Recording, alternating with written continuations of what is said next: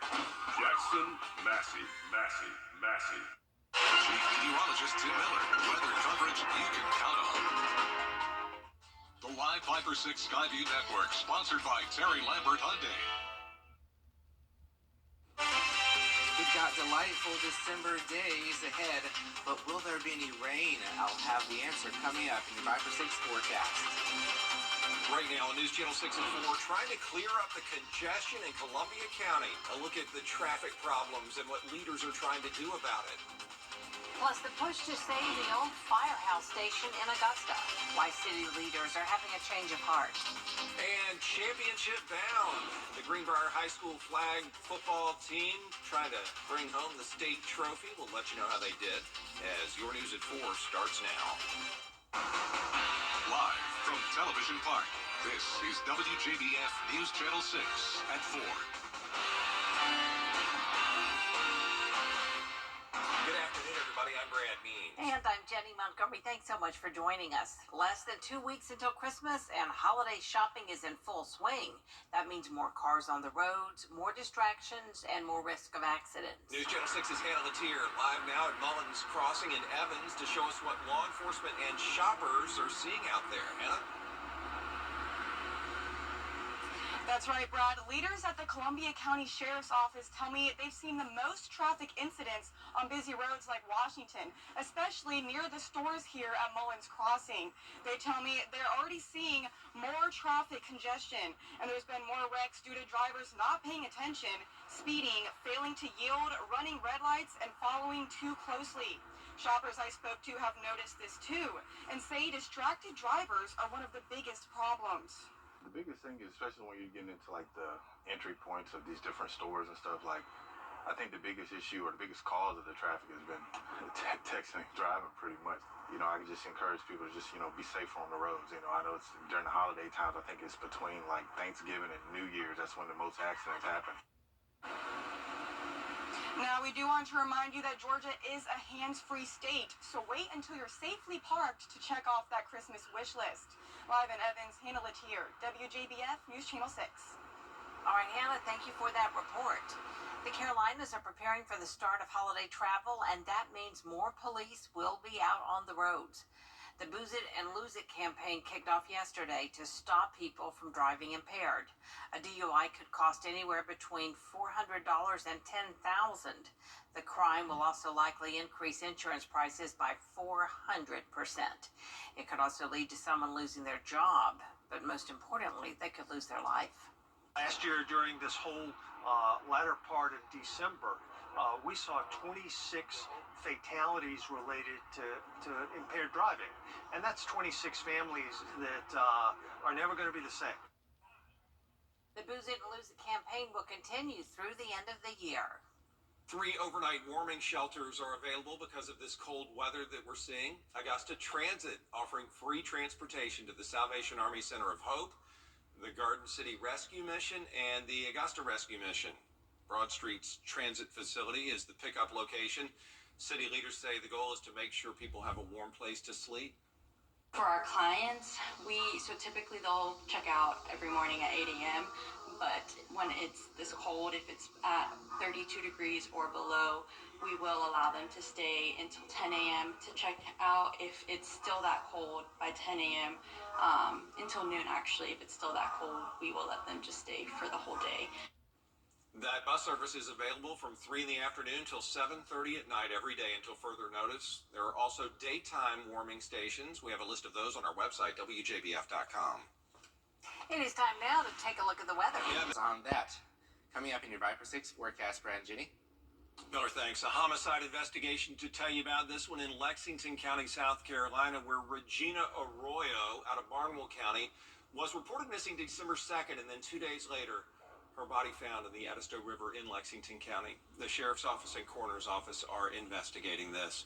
Another investigation in Richmond County for a deadly shooting. It happened last night about 9 o'clock at the Smart Grocery on Wrightsboro Road. One man was found dead. He'd been shot at least once. He is 32-year-old Jeremiah Griffin. So far, no arrests. Reward money is being offered in Aiken County to help find Jamila Smith. The 30-year-old mother was last seen December 2nd. Her ex-boyfriend, Daniel Harmon, is behind bars charged with kidnapping and domestic violence in this case. A $5,000 reward is being offered for any information that can help police find her. Saving a historic structure in Augusta is historic. Augusta and city leaders will sit down on Thursday to discuss options for the building. Local sports history being made today as Greenbrier High School brought home the area's first state championship in flag football. Graham Lee was at Mercedes-Benz Stadium in Atlanta. The Wolfpack beat the two-time defending champs Lithia Springs 12-6 in the Division II state championship. And in the process, they did something that no team from our area has ever done before. Greenbrier came into the game 18-1 on the year, but it's the first time a team from the CSRA competed in the championship since the GHSA adopted the sport. It was down to the wire, but junior Maggie Pangle caught the winning touchdown with just over 2 minutes to go to seal the deal. Players and organizers say this is a milestone for the school and Columbia County. It means a lot. I've built so many bonds with these girls, and a lot of them I consider my best friends, so I'm very thankful to, like I said, have this opportunity just to experience it with them. It's just a really good experience for our girls, our school, our county. Flag football is really booming. We have some great talent with our girls in flag football in the county. All of our schools really play well, and we're just excited about where it's going and you know what these girls have accomplished this year. Coaches and players told me the bus ride back to Evans is going to be loud, proud, and fun. In Atlanta, Graham Lee, WJBF, News Channel 6. Still ahead, making mental health a priority. Plus, research on why nearly 2/3 of people with Alzheimer's disease in the U.S. are women. That story ahead.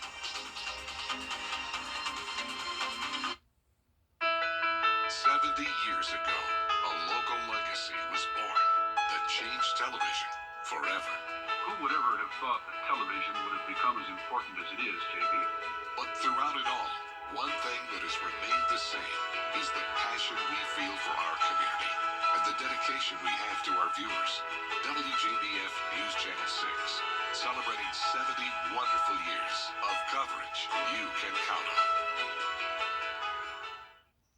One Bank for Life and a proud partner of Salute to Service. I'm Richmond County Sheriff Richard Roundtree. Theft from cars don't always involve breaking into your vehicle. Do not make it easy for a thief to steal your weapon or other valuables from your vehicle. Please, lock your doors and do not store weapons in unattended vehicles.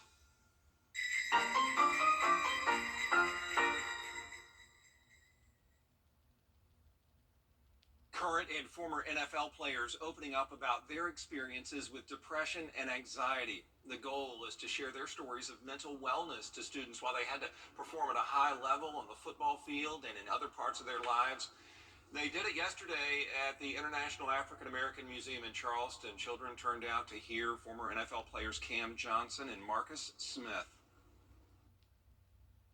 Yeah, it's an amazing experience, man, really. I think it's important for our communities, the black and brown communities, to really dive into our mental health and make sure that we're taking care of ourselves, right? You have those outlets where you need to discuss how you're doing, unpack some of the things that you're experiencing in life, and I think it can go a long way to help others, and especially the youth, succeed in their lives. So really excited to be here and really excited to have this conversation.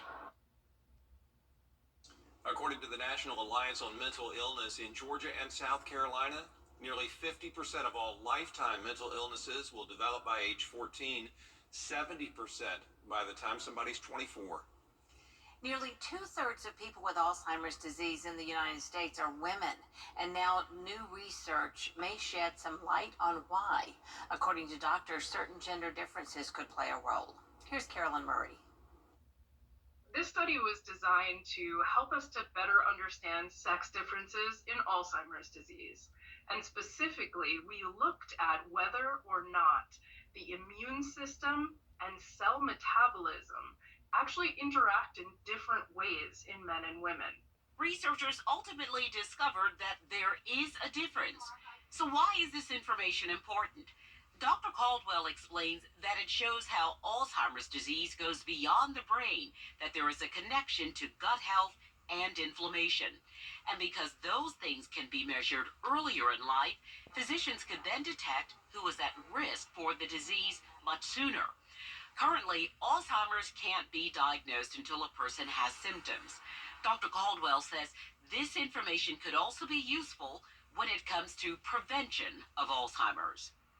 Because we know that our immune system and cellular pathways many times are able to be modified, and because we know our gut health and our immune systems are impacted by the things that we do, like exercise, by the things that we eat, how we take care of ourselves, this study may also play into prevention for or risk reduction of Alzheimer's disease and other dementias. Dr. Caldwell says their research is still ongoing. They plan to study more individuals to see if the findings are similar. Still ahead, how advanced technology may have limited the number of power outages during a recent storm system as it rolled through North Carolina. Plus, Miller Hyatt has your full forecast after the break. I'm Attorney James. Closely with rain showers on Sunday and wind. Next week, we begin winter next Thursday, Brad and Jenny. All right, Miller, thanks so much. Hundreds of people were without power in North Carolina due to the severe weather over the weekend. But advanced technology, including some special grids, may have limited those numbers and kept more people with their power on, as Harrison Grubb reports. Cleanup efforts well underway in this Garner neighborhood after an EF1 tornado tore through the area, causing damage to several homes. What I would say is don't go on your roof. It's not safe. That loose debris that's up there, you could take one bad step, all of a sudden you're going. Nick James owns Apex Roofing and Restoration and was busy at work trying to patch a roof that was hit by a tree. Tree falls, the limb's going to go, a lot of times the limbs will go right straight through the roof, and through the decking, and into the house. The storm caused several large trees like these to fall throughout this neighborhood, but despite the damage, many here still have power. Representatives from Duke Energy say self-healing grid technology likely played a big role in that. It doesn't repair the damage, but what it does is isolates the problem so that fewer customers are impacted. The technology can automatically detect when an outage happens, allowing energy to be rerouted to impacted customers. It is a game changer. It's one that's really given us new tools we never had just a few years ago to really more rapidly respond and reduce the number of customers impacted by a storm or other type of disruption. Duke Energy spokesperson Jeff Brooks says around 150,000 outages have been avoided this year in Wake County alone, thanks to the technology. It currently serves more than 30% of customers in the Carolinas, but there's plans to expand that to 80% in the coming years. Unfortunately, there were no deaths or injuries reported from that storm in North Carolina.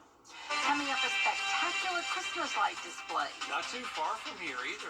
We'll tell you about it and where it's located in case you want to take a little drive. Next.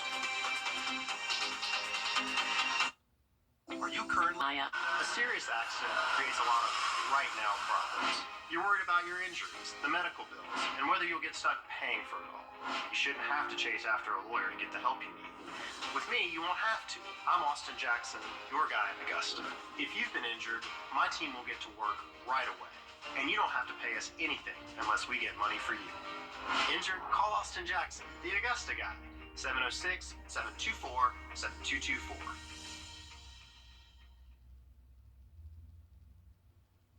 About 35 miles outside of Columbus, Georgia, there's a home with more than 30,000 Christmas lights. Wow. There are flames and even a tribute to the Georgia Bulldogs. Owner Larry Dorn says his goal is to spread some good old-fashioned Christmas cheer and support the county's longest-serving nonprofits, Focus. There is a drop box for donations there. Last year, he raised $2,500.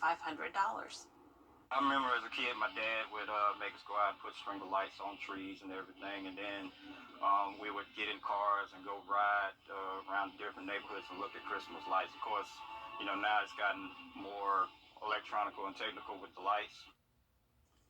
Well, if you're ever down in Hamilton, Georgia, you can catch that light show this time of year, 7 days a week. Yeah, and don't think you're just going to do a slow drop-by. It lasts about an hour and 40 minutes and features 50 different songs. How special. Well, there's a lot more coverage you can count on next at 4:30. Including Ukraine's president meeting